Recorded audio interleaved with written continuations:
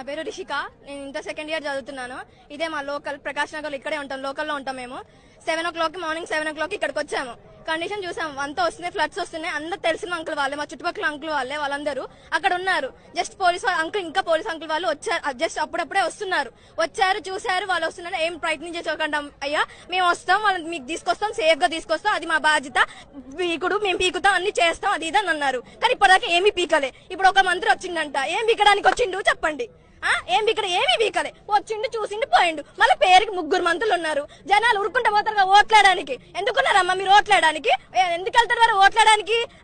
ఓట్లు కావాలంటే అమ్మ మీకు ఇది చేస్తాం, అమ్మ మీకు ఇది చేస్తాం, అమ్మ మీకు ఇది వండు, మీకు ఏమైనా కావాలంటే ఇది చేస్తాం, అది వండుతాం, ఇది కావు, మీకు ఏమైనా కొనిస్తాం, ఇది మీకు ఏ అవసరం వచ్చినా మేము చూసుకుంటా ఉంటారు. ఏం చూసుకున్నారు? వచ్చా ఈ అమ్మ 9 మందిని కాపాడలేకపోయారు, ఈ జనాన్ని అంతా ఎట్లా కాపాడతారు మీరు? 3 మంత్రులు ఉన్నారు, మళ్ళా ఏం పీకడానికి ఉన్నారు అసలుకి మీరందరూ?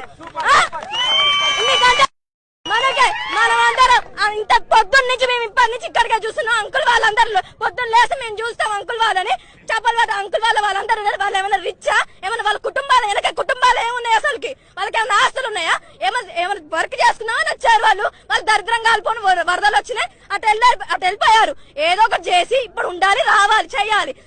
అంటే గవర్నమెంట్ అంట, మడ్డలో గవర్నమెంట్ ఎందుకుందా? మీ మడ్డలో గవర్నమెంట్ ఏం బిక్కలేదు, లేదు ఏం లేదు అసలుకి. ఎందుకుందా వేరే అసలుకి ఏం లేదు.